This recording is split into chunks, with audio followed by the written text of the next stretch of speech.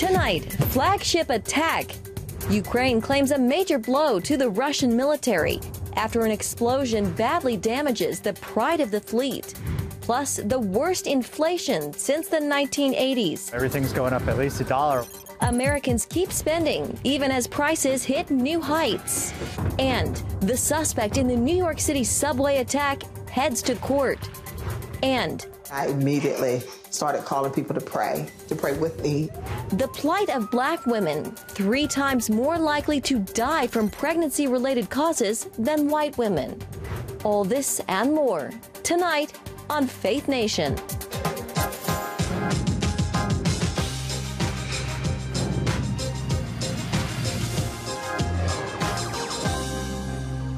The war in Ukraine, soaring inflation, and the suspect in the New York City subway attack heads to court. Good evening in Washington. I'm Jenna Browder. Tonight we begin overseas, where the crown jewel of Russia's Black Sea Fleet is out of commission. Ukraine claiming the Ukrainian missiles took out the warship, even as Russia insists it suffered an accidental ammunition fire. This as the U.S. remains concerned over more Russian escalation in Ukraine. Footage from Kharkiv appears to show the use of cluster bombs, the video raising red flags that Russian forces are committing war crimes. Russia reportedly readying for a major offensive in eastern Ukraine. The U.S. now moving quickly to supply Ukraine with more powerful weapons than they've been demanding. $800 million in new military aid heading their way, including long-range artillery systems, armored personnel carriers, naval drones, and Russian-made M-17 helicopters. Meanwhile, 9 humanitarian corridors are set to reopen, helping civilians escape after weeks of intense fighting. Well, the war in Ukraine's impact on the supply chain and energy costs is only adding to the soaring inflation back here at home. That, though, hasn't slowed down American spending. Retail sales rising by 0.5% in the month of March. But higher food and gas prices are what drove the majority of that spending. The Commerce Department says without factoring in extra costs at the pump, retail spending was actually down last month. And here now to discuss, Mark Hamrick, Washington Bureau Chief and Senior Economic Analyst for Bankrate.com. Mark, thanks for joining us this Thursday. It's great to see you as always. What do you make of this? Americans still spending, but paying way more for things like food and gas. Yeah, I think you characterized it very well there, Jenna. Good to see you. Americans have to spend. I mean, we have to consume things, and whether that's food and energy or dining out at bars and restaurants, that was one of the more positive showings that we've seen over the past year, up almost 20%.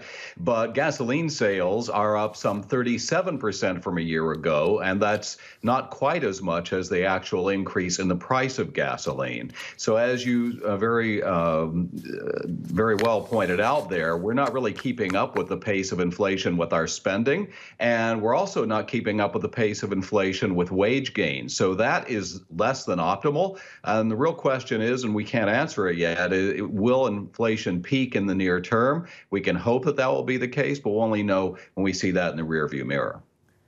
Yeah, in an effort to tamp down on inflation, the Fed seems to be taking a slow and steady approach to implementing a series of interest rate hikes.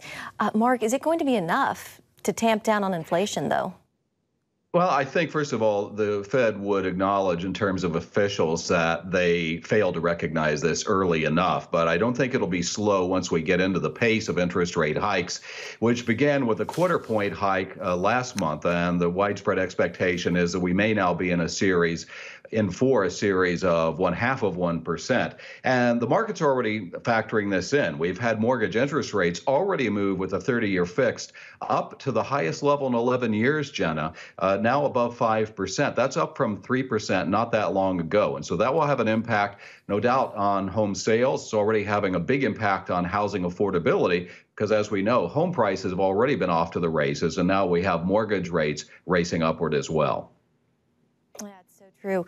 On the jobs front, unemployment claims rose this week to 185,000, still, though, considered historically low. What do these numbers tell you about the state of the economy, Mark?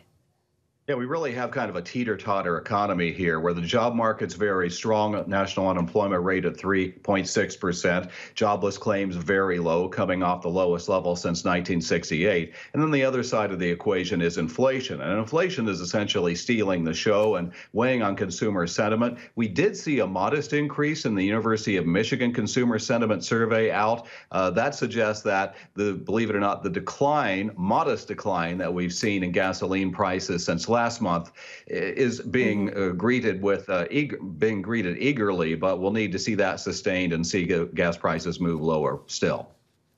All right, Mark Hamrick with Bankrate, thank you so much. Great to get your insights, as always. Thank you. Well, to New York, where the suspect in Tuesday's mass subway shooting is being held without bond. 61-year-old Frank James has been officially charged with an act of terrorism on public transit and crossing state lines to do it. James faced a judge today after turning himself into police. We now know he called the tip line, telling investigators where he was and described what he was wearing. James was arrested after a 30-hour manhunt.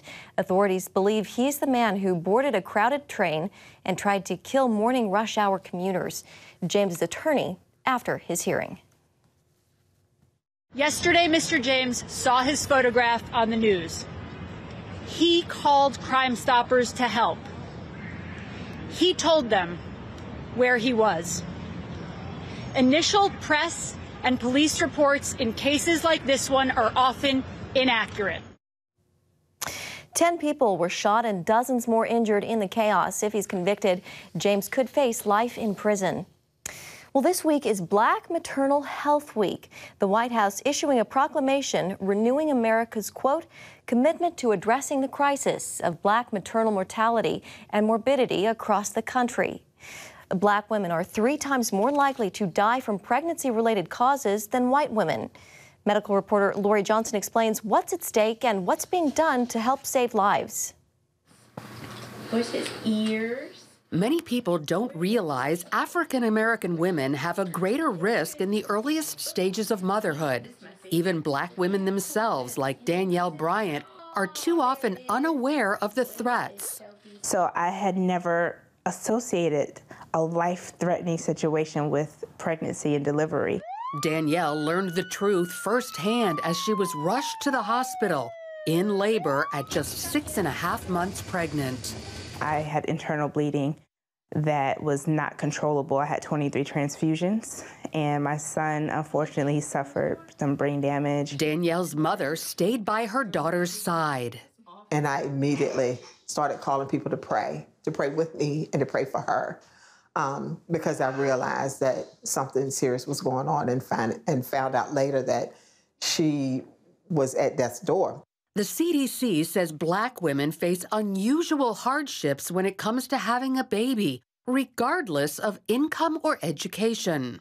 We know that Black women are 3 times more likely to die from a pregnancy-related cause than white women. And Black women are also significantly more likely to have a severe health complication at the time of delivery. It's just really important for us to understand that these pregnancy-related deaths, 2 out of 3 are preventable. 2 all too common conditions among Black women that need to be addressed are fibroids, benign uterine tumors that can cause severe bleeding, and preeclampsia, high blood pressure that can be fatal. Black women can also suffer a premature deterioration of overall health due to chronic race-based stress. And we know that these historical disadvantages that are experienced for Black and Native American women sort of weigh on them over time to something that's called a weathering hypothesis. Studies show Black infants are more likely than white babies to be stillborn, born premature with low birth weight, and to die before their first birthday. Those born before 32 weeks also experience more brain issues. Not all hospitals offer the same level of service. 75% of African American women give birth at hospitals that serve predominantly Black populations. And as it turns out, these hospitals generally provide lower quality maternal care. patient studies and experiences also point to racism among some healthcare providers. I have experienced bias and racial bias, and I have I had a stillborn child. Her name was Kennedy. And when I was pregnant with my second daughter, who did survive, Riley, I experienced so much bias that I had to switch doctors in the middle of my pregnancy at 6 months. Her loss prompted Heather Wilson to start a nonprofit called Kennedy's Angel Gowns, making burial clothes for babies lost during pregnancy.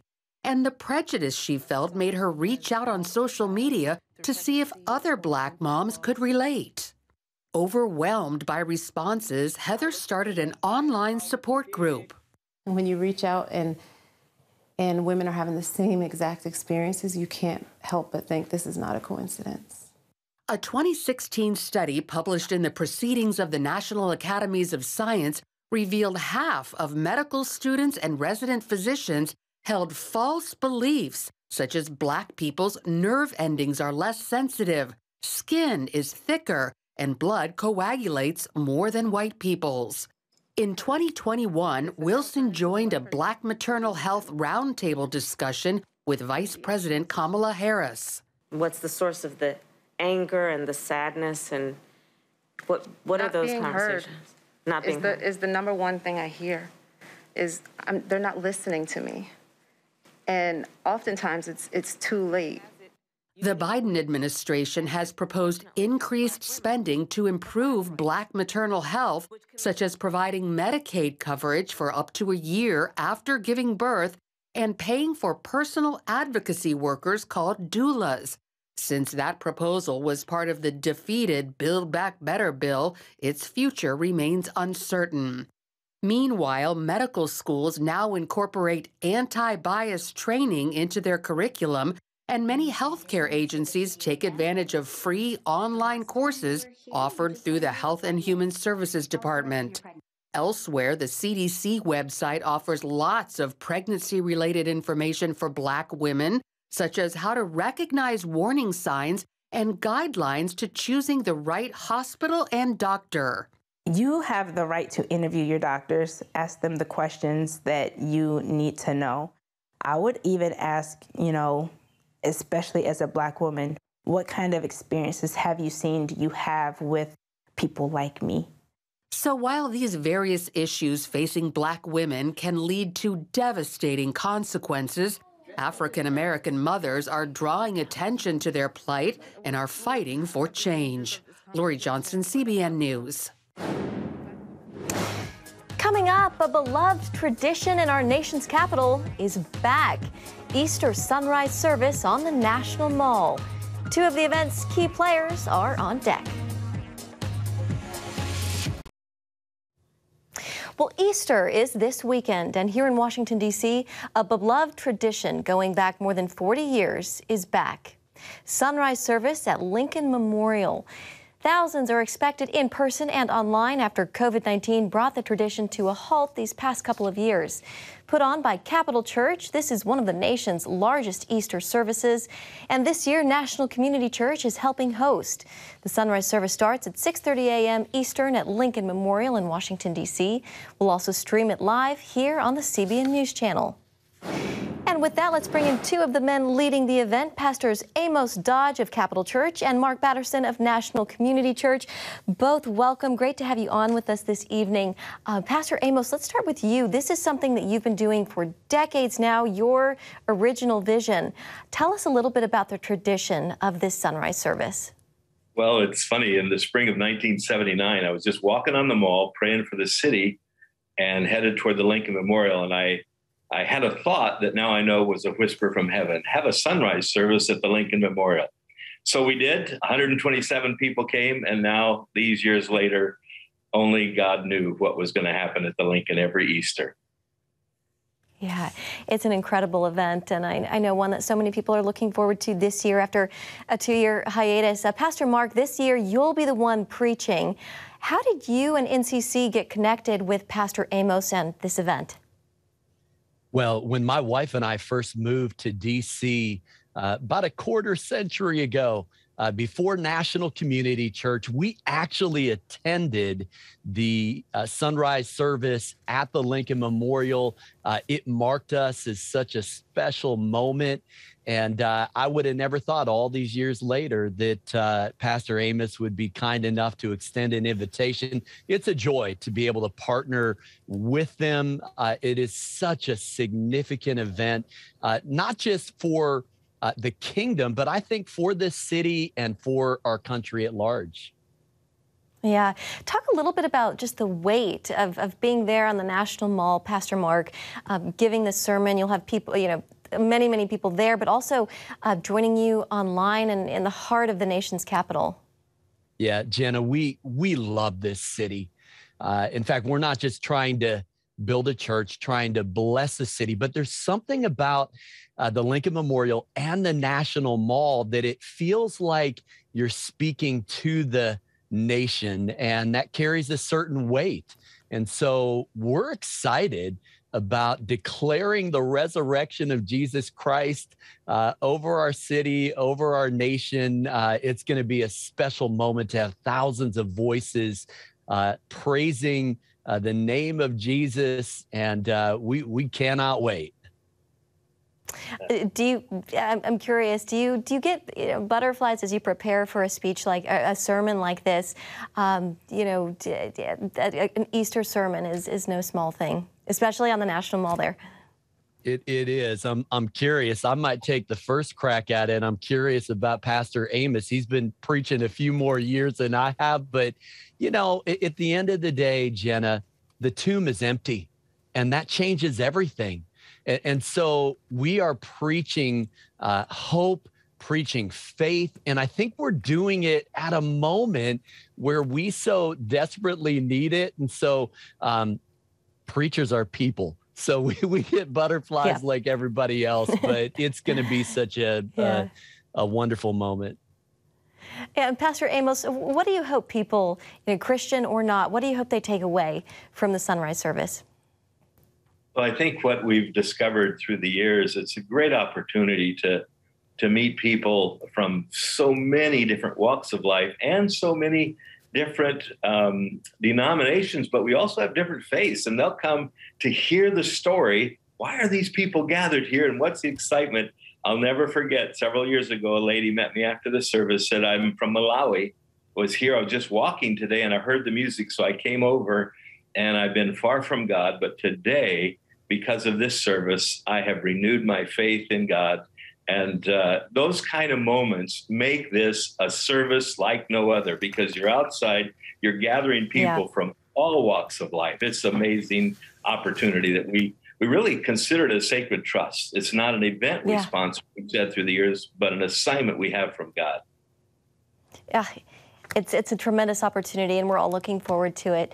Gentlemen, thank you so much. Pastors Amos Dodge and Mark Batterson, thank you for being here. And again, the Easter service is this Sunday at the Lincoln Memorial beginning at 6:30 a.m. Of course, we will stream it live here on the CBN News Channel as well. And we will be right back. Thank you. Well, during the pandemic, millions of kids spent months learning virtually. And now studies are showing American kids spend much of the day, over 8 hours on average, on their devices. For many, it's becoming an addiction, the type that could follow them into adulthood. And it's affecting brain development for an entire generation. That's why this new book may be so important, Digital Detox, the 2-week reset for kids. And the author of that book, Molly DeFrank, joins us now. We should mention Molly is a mother of 6 and has coached many families through their own digital detox journeys. Molly, welcome. It's great to have you with us this evening. So first off, you and your husband, you made the decision to detox your own kids. How did that go? We did. It was a very scary decision, but it was one of our best parenting decisions to date. It really talk to us a little bit. Yeah. Oh, I'm sorry. Go ahead. No, I was just saying, we had noticed some behaviors in our kids after screen time that we didn't really like. And it wasn't until we fully pulled the plug on all of their screen entertainment cold turkey. We gave them a break. And it wasn't until we did that that it was like removing a filter from our kids. We finally got our kids back. And ever since we have made that decision, I've been helping other parents do the same thing. Yeah. Talk to us a little bit about some of your strategies to cut back on screen time for parents. I think a lot of parents are kind of at a loss. They don't know what to do here. You're absolutely right. Most of the parents I help are great parents of amazing kids, and they're already working to monitor their kids' screen time. They're taking away time for bad behavior. They're adding some back, and they're finding it still not working.